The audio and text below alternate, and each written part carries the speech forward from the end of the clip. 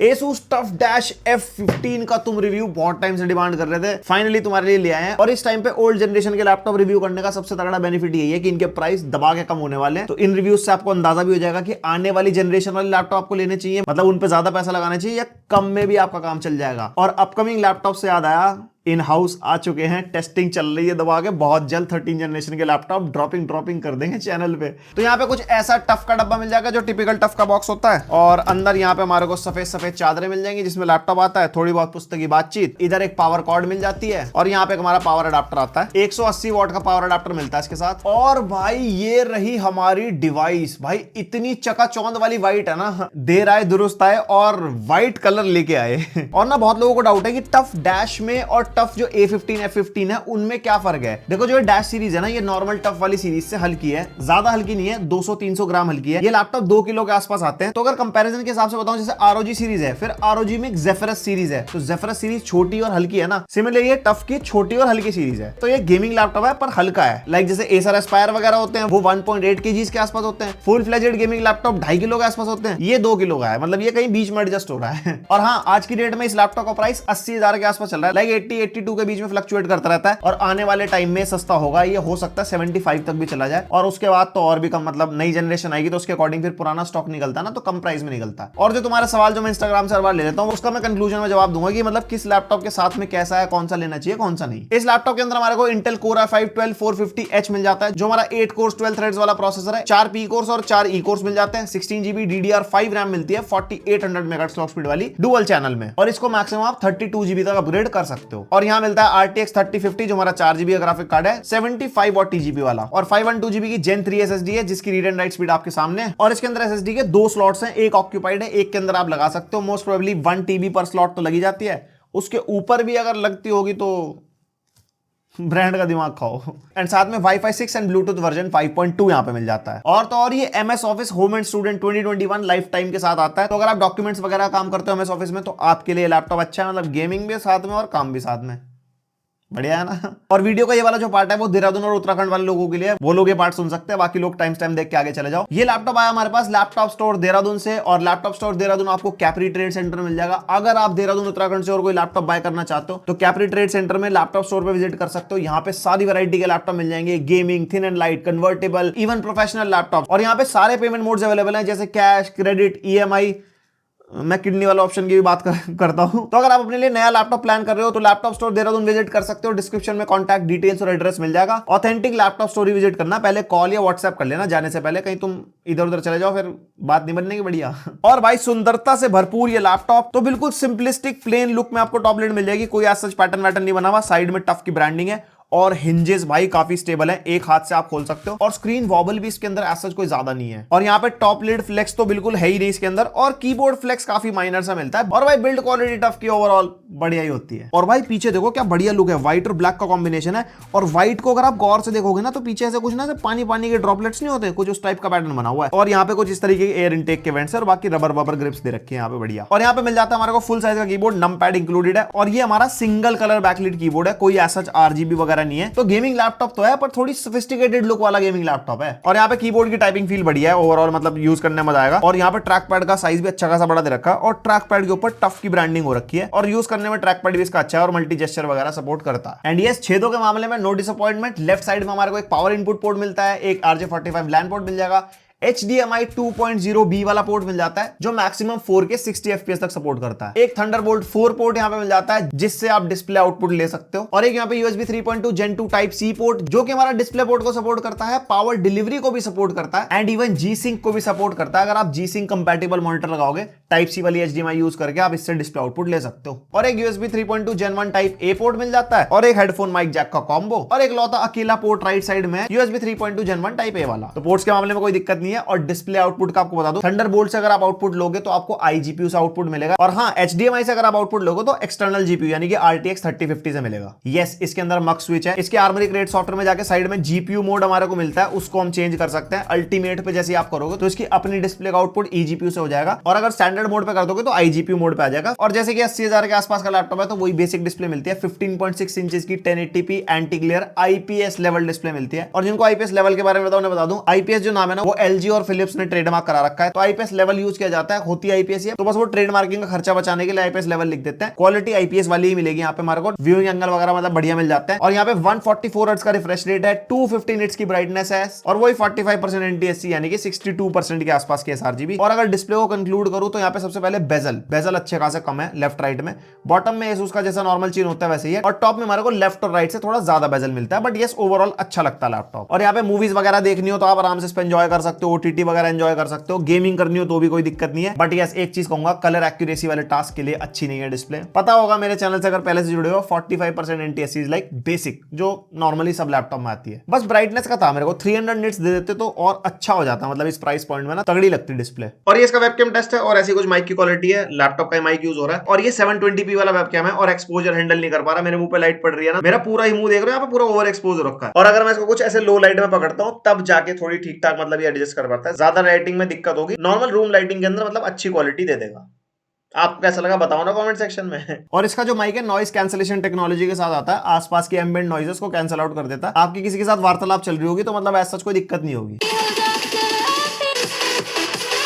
यहाँ पे 2-2 वॉट के 2 स्पीकर मिलता है, डाउन फायरिंग स्पीकर है, और हाँ स्पीकर की क्वालिटी अच्छी है, अब एवरेज मैं कह सकता हूँ, माइनर सा बेस भी मिलता है, एंड ओवरऑल 2-3 बंदे अगर आप बैठ के कोई मल्टीमीडिया देख रहे होगे तो अच्छी खासी आवाजें दे देगा। और हाँ डॉल्बी एटमॉस को सपोर्ट करता है लैपटॉप, कोई भी डॉल्बी एटमॉस वाली डिवाइस आप इससे कनेक्ट करोगे तो पूरा आनंद आप ले सकते हो। एडीएस बैटरी बैकअप यहाँ पे 76 वाट की बैटरी है, 3 से 3.5 घंटे का बैटरी बैकअप मेरे को मिला। वो यूसेज अपनी स्क्रीन ब्राइटनेस 50% पे करके, कीबोर्ड लाइट ऑफ करके, बैटरी सेवर मोड पे बेसिक टास्क करना, उसके अंदर 3 से 3.5 घंटे निकाल गया, जो कि मैं कहूंगा गेमिंग लैपटॉप के हिसाब से तो बढ़िया ही है, वरना तो 1-1.5 घंटे से ऊपर कहीं जाता है। और थोड़ी परफॉर्मेंस वाली बातचीत, यहाँ पे Cinebench R23 के स्कोर्स आप देख सकते हो, मल्टी कोर अच्छा खासा भाई 11,500 के आसपास, एंड सिंगल कोर भी अच्छा मिल गया 1669। और ये हमारा Geekbench का CPU स्कोर है, देन PC Mark 10 6500 के आसपास अच्छा स्कोर निकाल गया भाई। और 3D Mark Times5 में टोटल स्कोर 5489, जिसमें CPU स्कोर अच्छा है, GPU स्कोर ठीक ठीक है 5000 के आसपास। और ये हमारे क्रॉस मार्क के स्कोर है, थोड़े कंपैरिजन वगैरह के लिए देख लेना दूसरे लैपटॉप से। और भाई नंबर तो तुम दूसरे रिव्यू से या फिर ऑनलाइन दूसरी वेबसाइट पे जाकर कंपेयर कर सकते हो। मैं रियल लाइफ यूसेज बता देता हूँ, इसके अंदर 4K एडिटिंग हमने करके देखी, ये आराम से करवा देता है। मैंने एक चीज नोटिस करी है, लास्ट जनरेशन से जो 12th जनरेशन है ना, ये बहुत बढ़िया परफॉर्म करती है प्रोडक्टिविटी के मामले में एज कंपेयर टू AMD की 5000 सीरीज। 6000 सीरीज तो AMD की अच्छी है। और भाई 13 जनरेशन, मैं 13 जनरेशन का लैपटॉप टेस्ट कर रहा हूँ, i7 वाला,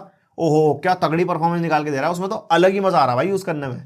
आएगा रिव्यू आएगा, टेंशन ना लो। तो यहाँ पे 4K एडिटिंग करनी हो आराम से कर सकते हो, यहाँ पे फोटोशॉप वगैरह चलाना हो कोई दिक्कत नहीं है, कोडिंग वोडिंग आपको करनी हो हाई लेवल तक की कोई दिक्कत नहीं है, आराम से करवा देगा। और डे टू डे टास्क तो करवाई देगा, जितने मर्जी कुछ मर्जी कर लो, कोई ऐसी टेंशन वाली बात नहीं है। और 3D रेंडरिंग और मॉडलिंग तो उसके अंदर मैं कहूंगा बेसिक लेवल की तो हो जाएगी, ज्यादा एक्सट्रीम लेवल पे जाओगे, ज्यादा लेयर्स पे काम करोगे, ज्यादा तगड़े आपके मॉडल्स होंगे तो आपको वहां पे अच्छा प्रोसेसर यानी कि i7 कम से कम और 6GB ग्राफिक कार्ड 3060 या उससे ऊपर 3070 या उसके ऊपर अभी 4060 सब आने वाला है, तो वो उसके हिसाब से आप चॉइस बना सकते हो, बट रोकड़ा ज्यादा लगेगा। तो बेसिक लेवल यूनिटी इंजन में आप गेम डेवलपमेंट कर सकते हो, बट जैसे जैसे आपका लेवल बढ़ेगा, आप ज्यादा बड़े प्रोजेक्ट्स पे काम करोगे तो ऑब्वियसली लैग महसूस करोगे, फिर उसके बाद आपको मशीनरी अपग्रेड करनी पड़ेगी। गेम डेवलपमेंट के लिए मैं हमेशा बोलता हूं कि आप एक पीसी बिल्ड ही करो अगर आपको अपना करियर बनाना है उसके अंदर, और ज्यादा फ्यूचर प्रूफ होता है वो। अब जरा गेम टेस्ट पे नजर मारो, फिर बात करता है कंक्लूजन की और आपके सवालों की। पहला गेम यहाँ पे हमने टेस्ट किया वैलोरेंट, और हाई सेटिंग्स पे टेस्ट कर रहे हैं, और सारे गेम्स 1080p पे टेस्ट करेंगे क्योंकि इसकी डिस्प्ले 1080p वाली है ना। और वहां यहाँ देख सकते हो इंटेल 12th जनरेशन की पावर हमारे को 300 FPS के आसपास मिल रहा है। i5 12th जनरेशन है, उसके हिसाब से आप परफॉर्मेंस देख सकते हो उसकी। बाकी सारे स्टैट्स तुम्हारे सामने है। CPU टेम्परेचर 80-85 के आसपास है, जिसमें रूम टेम्परेचर 20 डिग्री है। तो थर्मल्स मैं कहूंगा यहाँ पे डिसेंट है, ना तो बहुत ही अच्छे है ना तो बहुत ही बेकार है। हाँ अगर कूलिंग पैड लगा लोगे तो 78, 75, 80 तक आराम से आ जाएंगे, ऐसी कोई दिक्कत नहीं है। उसके बाद GTA 5 ऑब्वियसली ये भी 1080p पे टेस्ट हो रहा है। वेरी हाई का मिक्सचर जो उठा लेता है बाय डिफॉल्ट ही है, वो वाली सेटिंग्स है, मतलब वेरी हाई मान लो। और वेरी हाई सेटिंग्स पे हमारे को 130-140 FPS मिल रहे हैं, जो कि बढ़िया है। यहाँ पे GPU की वोल्टेज भी आप देख सकते हो 70-75 वॉट तक ये पावर ड्रॉ कर रहा है, तो यानी कि फुल यूटिलाइजेशन हो रहा है। बाकी टेम्परेचर्स वगैरह और बाकी सारी चीजें आपके सामने है। और हाँ रैम का ध्यान रखना, 16GB डुअल चैनल में रैम है, तो उस वजह से भी गेमिंग में बेनिफिट मिल रहा है। जो तुम में से कोई 8GB रैम वाला खरीद लेंगे और मेरे को बोलेंगे भैया परफॉर्मेंस नहीं आ रही, तो रैम का भी ध्यान रखना। उसके बाद फार क्राई 6 यहाँ पे अपने सेटिंग्स रखी है हाई सेटिंग्स, जो हाई वाला प्रीसेट होता है, और यहाँ पे भाई 90-95 FPS के आसपास मिल रहा है, समटाइम्स 100+। और आप ये देख सकते हो 12-12.5GB के आसपास रैम यूज हो रही है, तो पता लग गया होगा 16GB रैम क्यों जरूरी है। और CPU temperature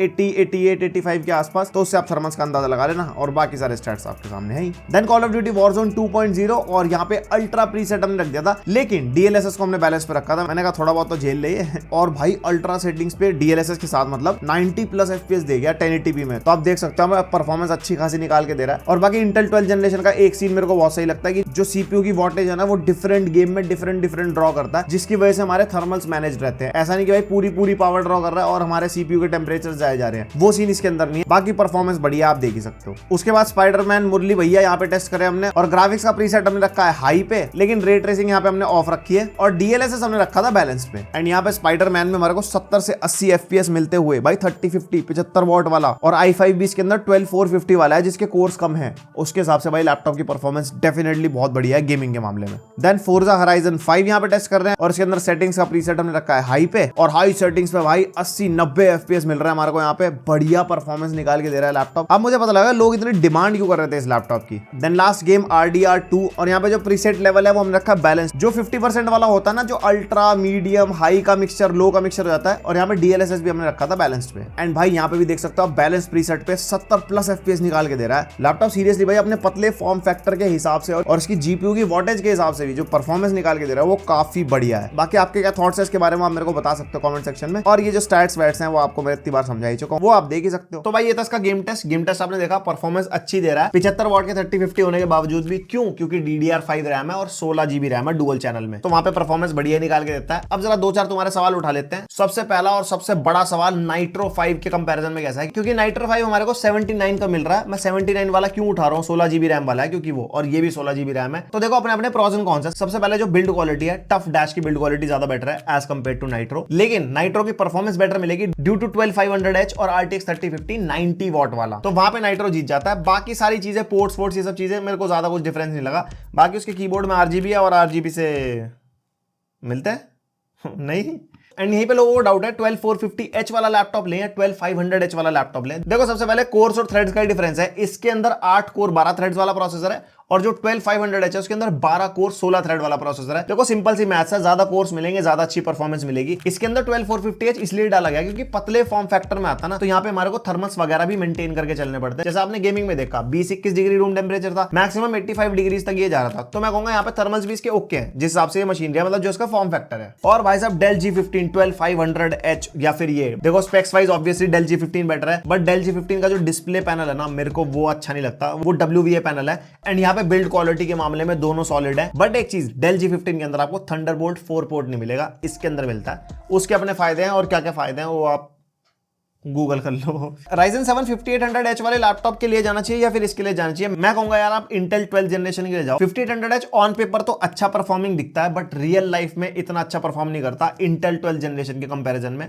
personally tested by me. 4800H वाला टफ और ये वाला टफ, तो सिंपल सी बात है आप ये वाला लो, क्योंकि 4800H है और ये 12th जनरेशन का i5 है, ये ज्यादा अच्छा परफॉर्म करेगा प्रोडक्टिविटी के मामले में एंड इवन गेमिंग के मामले में भी, क्योंकि ये DDR5 रैम के साथ आता है। लेकिन प्राइस का डिफरेंस बहुत है भाई, इनके अंदर 12,000 रुपए का डिफरेंस है। तो अगर है आपके पास एक्स्ट्रा पैसे तो इसके लिए जाओ, वरना वो तो अपना ऑल टाइम फेवरेट है ही। और ना काफी लोगों ने विक्टस के बारे में पूछा, विक्टस 12450H 3050 75 वॉट वाला है फिर ये। मैं कहूंगा विक्टस मत लेना, मेरे को विक्टस शुरू से उसकी बिल्ड क्वालिटी और उसकी लुक्स की वजह से कभी अच्छा लगा ही नहीं, एंड उसके थर्मल्स भी बहुत ओके से ही हैं। तो आप टफ डैश के लिए जा सकते हो भाई। प्रीमियमनेस देखो ना इस लैपटॉप की, लुक्स देखो ना, कम से कम हाथ में लेके चलो अच्छा तो लगे, समझदार हो आप। और मैं एक और वीडियो प्लान कर रहा हूं इस लैपटॉप के साथ एक डेडिकेटेड कंपैरिजन बनाने की, लाइक रिव्यू कंपैरिजन, ऐसे मुंह जुबानी नहीं, लैपटॉप साइड बाय साइड होंगे, उनकी बिल्ड परफॉर्मेंस वगैरह सब चीजें। तो बताना इस लैपटॉप के साथ आपको कौन सा लैपटॉप चाहिए, बट सेम प्राइस रेंज का होगा, ऐसा ना तो अनसंडे ऊपर नीचे बता दो। सेम प्राइस रेंज में, जैसे नाइट्रो हो गया, डेल G15 हो गया, या और कोई तुम्हारे दिमाग में हो, कमेंट सेक्शन में लिख दो, जिसके ज्यादा कमेंट्स होंगे उसके साथ कंपैरिजन आएगा इसका। एंड बस मेरी तरफ से यही था इसका पूरा रिव्यू। ये 82,000 80,000 के आसपास चलता रहता है अपने प्राइस के हिसाब से। अभी मैं कहूंगा ठीक है, बाकी नए लैपटॉप्स आएंगे फिर पता लगेगा कि भाई ये कितना वैल्यू फॉर मनी है, वो कितने ज्यादा महंगे आएंगे। तो ये वाला जो टाइम है ये परफेक्ट बाइंग टाइम नहीं है, आप रिव्यूज देखते रहो, अपने माइंड में इंफॉर्मेशन भरते रहो।